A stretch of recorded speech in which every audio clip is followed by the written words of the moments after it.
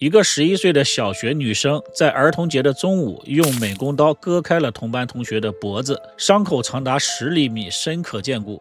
而当她浑身是血地走回教室，老师惊慌地问她怎么了的时候呢，她只是平静地回答说：“这不是我的血。”这不是恐怖电影，也不是暗黑的漫画啊，这是2004年6月1日发生在日本长崎县大久保小学的真实案件。凶手被称作为日本年龄最小的杀人犯。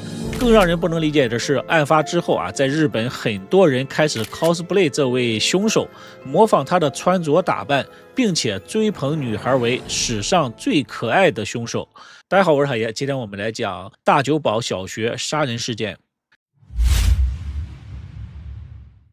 2004年6月1日中午12点刚过，6年级2班的班主任佐藤老师正在清点午餐的人数，发现连美和石菜斋呢都不在座位上。有同学说看到他们一起往3楼去了。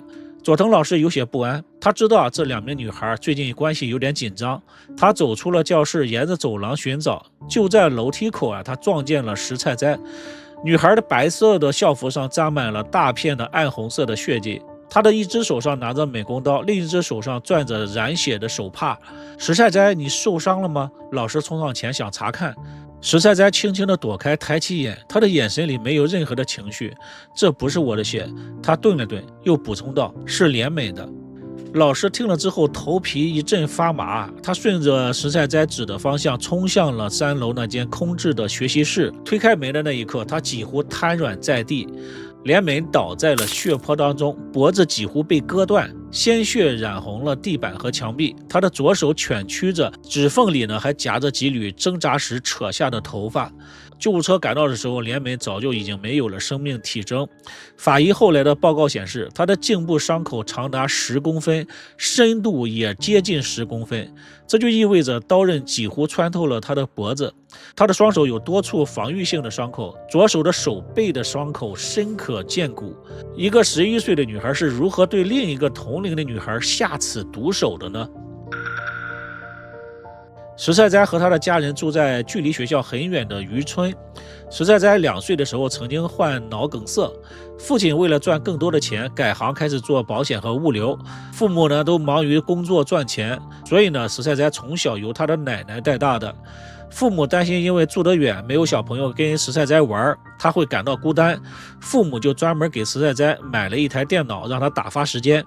连美在小学4年级的时候转来了大久保小学，她活泼开朗，因为母亲早逝父亲呢是每日新闻的分社的社长，他比同龄人更独立懂事。他加入了学校的动漫社和篮球社，也就在篮球社里他认识了石菜斋。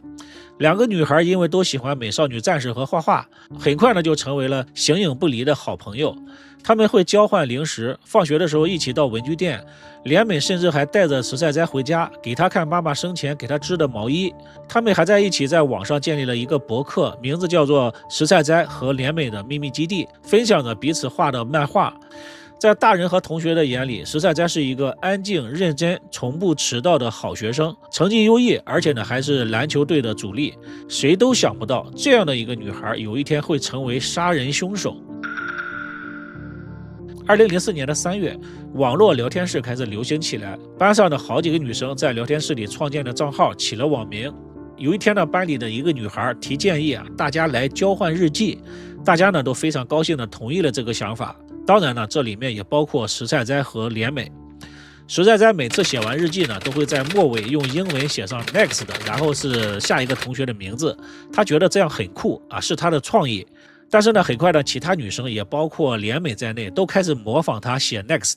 对此呢，石菜斋非常的愤怒他认为 next 是专属于他的原创，于是呢，在日记里强硬的写下禁止使用 next， 不要抄袭。没想到呢，他的好朋友连美提出了反对意见，他在日记里公开反驳说 next 只是一个英文单词，大家都可以用，不算抄袭。这句话呢，就深深地刺伤了石菜斋。别人也就算了，你是我最好的朋友，为什么不支持我，反而一起来诋毁我呢？这次矛盾呢，就让石菜斋非常不爽，和连美的友谊开始出现了裂痕。5月下旬，一次体育课上，连美背着石菜斋闹着玩，随口就说了一句：“你好重啊！”本来呢，这只是一句玩笑话，但是没想到石菜斋瞬间的暴怒，当场要求连美来道歉。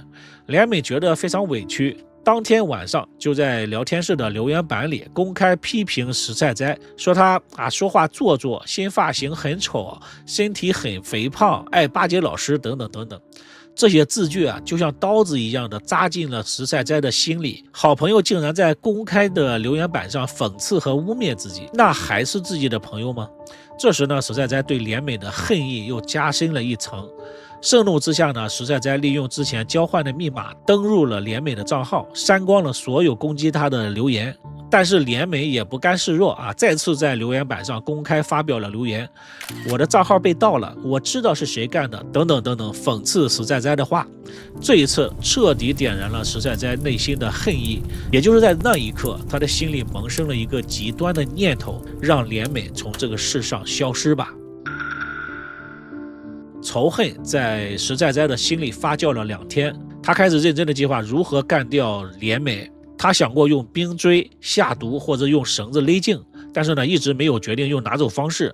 直到案发前一晚，2004年5月31日晚上9点，他看了电视剧《侦探千钧一发》的第6集。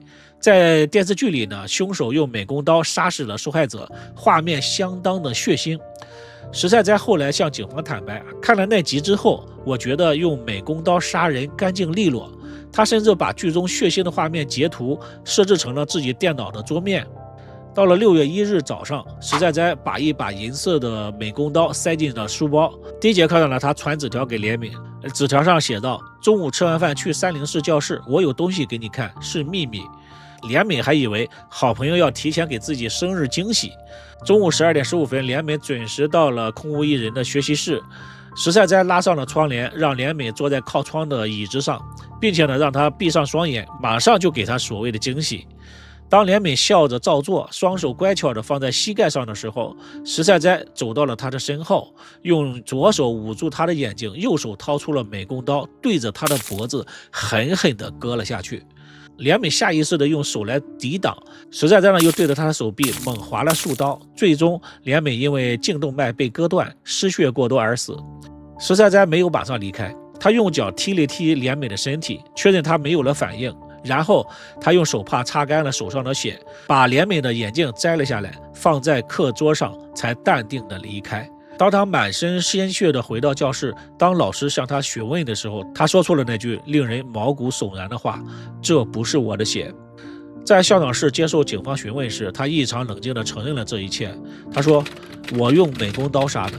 他甚至补充道：我本来想周一的时候就杀他了，结果呢拖到了今天，我一直等着他死了才离开。他那平静的语气仿佛就在描述不小心踩死了一只蚂蚁一样。警方随后就搜查了他的电脑，发现了令人不安的内容。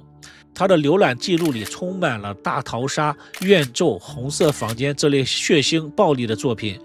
案发2个月之前，他甚至还写过一篇模仿大逃杀的小说，故事里班上所有的同学都互相的残杀，角色名字和现实当中的同学高度的相似。石菜斋的电脑浏览记录里还显示，他曾经多次进入到一个名字叫红色房间的网页，这是一个 Flash 动画，动画里呢是被鲜血染红的房间，接着会显示很多的人名，这些人呢全部都是因为割开了颈动脉而死去的人。所有的线索都指向了一个结论，这个11岁的女孩的内心世界早已经被黑暗内容所侵蚀了。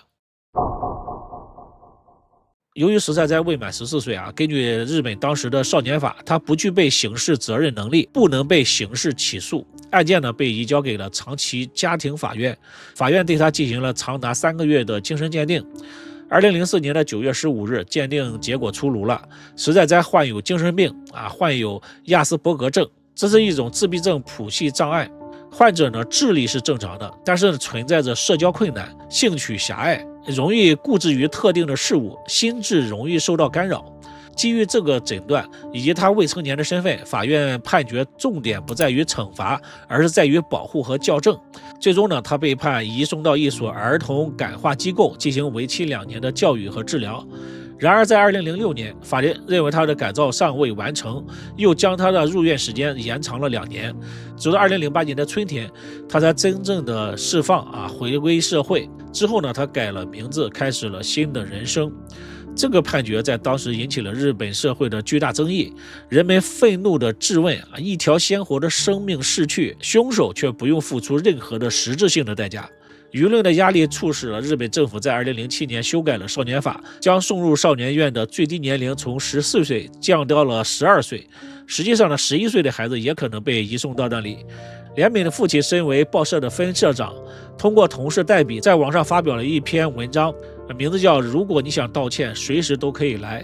他写道，他无法去恨一个当时只有11岁的孩子，他只希望对方能够悔过自新来给自己一个交代，说一句道歉。然而呢，直到今天将近20年过去了，石菜哉从来都没有向受害者家人道歉。这个案件本身就已经足够悲剧了，但是呢，案发之后社会的反应更是魔幻。尽管日本法律禁止公开未成年罪犯的姓名和照片，但是网友呢还是人肉出了石菜哉的真实信息和生活照。其中一张呢，他穿着连帽运动衫的照片竟然因为其娇小可爱、冷酷的形象在网络上爆红。